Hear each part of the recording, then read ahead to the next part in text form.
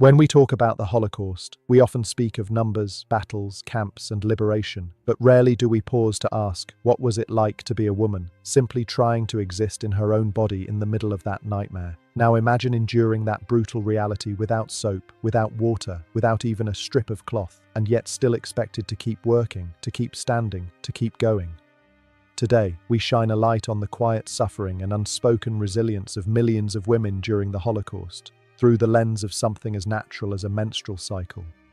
In the chaos and cruelty of the concentration camps, everything about being human was attacked. But for women, the violence was layered. Menstrual cycles, which were already surrounded by societal shame even before the war, became a symbol of humiliation, silence, and unimaginable endurance. What made menstruation especially difficult during the Holocaust wasn't just the lack of sanitary products, it was the stripping away of privacy, dignity, and compassion. Periods weren't treated as a health matter or even acknowledged by camp officials. Women were left entirely to fend for themselves, all while confined in unsanitary, overcrowded barracks where disease and lice thrived. Long before the Holocaust, menstruation was treated with secrecy. Ancient societies had various interpretations. Some revered it, others feared it. In some indigenous traditions, it was considered a spiritual event. In others, a woman was isolated in red tents or menstrual huts. During the Middle Ages in Europe, menstruation was tied to ideas of sin and impurity. By the early 1900s, menstrual products were not widely accessible. Disposable pads didn't become mainstream until the 1920s, and tampons were not commercially available until the 1930s, and even then they were expensive and not widely distributed. In rural areas and among poorer populations, women still relied on rags, cloths, or homemade methods, so when women were sent to camps, they were entering those horrific places already unprepared for what was to come. In the camps, women made rags from what little fabric they had, often from undergarments issued to them upon arrival. These small pieces of cloth were treasured and hidden like valuables. They were reused over and over, rinsed discreetly if water was available, and tucked away beneath straw mattresses to dry. But washing wasn't always possible. Water was rationed, and in some areas only the kitchen barracks had access to it, meaning it was guarded and out of reach. Some testimonies describe how women would steal moments at night to try and rinse rags or wipe themselves with scraps of paper or leaves. Others recall simply bleeding through their clothes, unable to do anything at all. Women would do anything they could to prevent stains, which often led to public shame. Many wore multiple layers to avoid visible bleeding, though this was nearly impossible in summer months when the heat made extra clothing unbearable. There were no painkillers, no hot water bottles, no toilets with doors, just a woman, her body, and a fight to survive without relief. For young girls, especially those who had never experienced menstruation before, the psychological impact was enormous. Many were separated from their mothers and had no one to guide them. When their first period arrived, it brought not only physical pain but also fear and confusion. In this bleak environment, older women became a source of guidance. They taught the girls what little they knew, comforted them through their first cycles, and offered emotional support despite their own suffering. These were not small acts. They were acts of maternal love and shared humanity in a place where both were nearly extinct. And then, something even more disturbing began to happen. After a few months, many women simply stopped menstruating. Medical professionals today agree that stress and malnutrition can cause a woman's menstrual cycle to halt.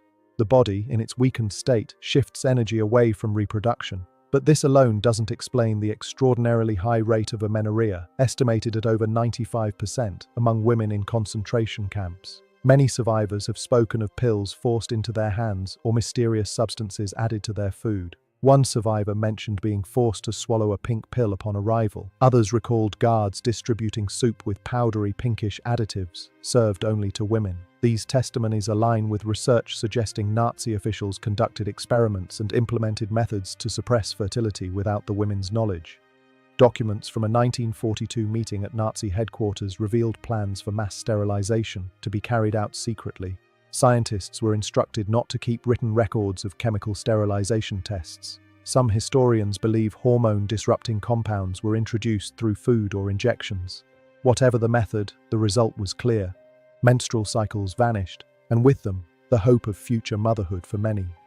The consequences were long-lasting. Many women who survived the camps faced reproductive complications. Studies conducted years later revealed alarming rates of miscarriage, stillbirth, and infertility. Out of 197 documented pregnancies among survivors, nearly a quarter ended in miscarriage, and over 6% resulted in stillbirth. For many, the trauma had left permanent damage, and it wasn't just physical. The emotional toll of not being able to bear children after surviving genocide was devastating.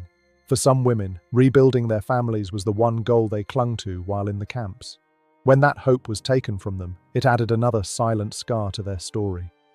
Female health suffered tremendously due to the unforgiving and unsanitary conditions in the camps. These were places never designed for life, let alone the specific needs of women's bodies. There were no working sewer systems, and waste was often left to accumulate in and around the barracks. Filth became part of the environment. The air itself carried the stench of neglect. Basic hygiene, something many of us take for granted, was a distant memory. Showers were rare and, in many camps, entirely unavailable to the prisoners. Water was strictly rationed and, when accessible, was often dirty or freezing cold. Women had no soap, no clean cloth, and in many cases not even a container to hold water. The simple act of washing hands or rinsing a cloth became an impossible task. This extreme lack of hygiene made women highly vulnerable to a range of infections. The female body, by nature of its anatomy, is particularly susceptible to bacterial overgrowth when exposed to unclean conditions. As a result, urinary tract infections became common, along with bacterial vaginosis, yeast infections, and other painful conditions. These were not minor irritations. Without medical treatment or rest, they developed into chronic infections marked by severe discomfort, burning, swelling, discharge, and constant pain. Fevers would come and go, and inflammation made even basic movements agonizing. And yet, these women had to keep going. They stood in long lines, endured roll calls in the freezing cold, and performed hard labor with their bodies in a state of continuous distress. Every step was a struggle, and there was no space, no time, and no mercy for healing.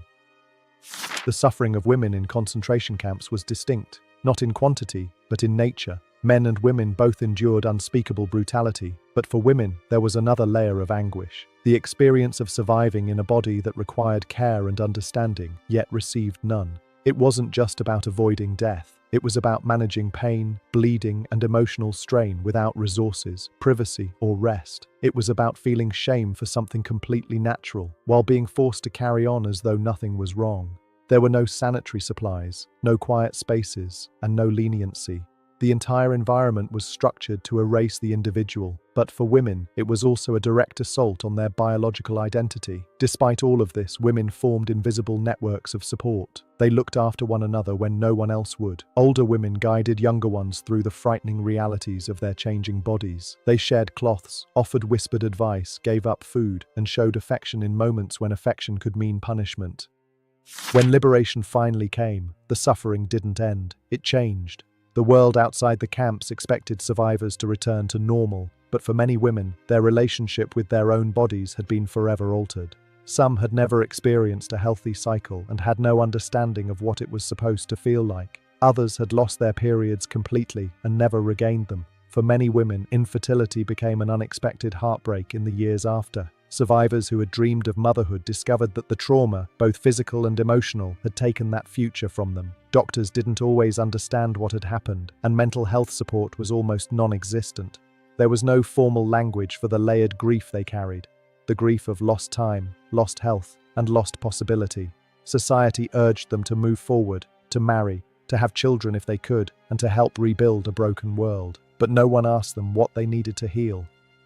This story is not just about pain, it's about resilience. It's about women who, despite every effort to destroy them, protected each other, adapted in unthinkable conditions, and quietly fought back by surviving. When we share these stories, we're not just filling in gaps in our history books, we're giving a voice to those who never got to speak about this part of their lives. We're honoring strength in its quietest, most human form. Let us never forget that even in the worst places, women found ways to hold on to themselves and to one another.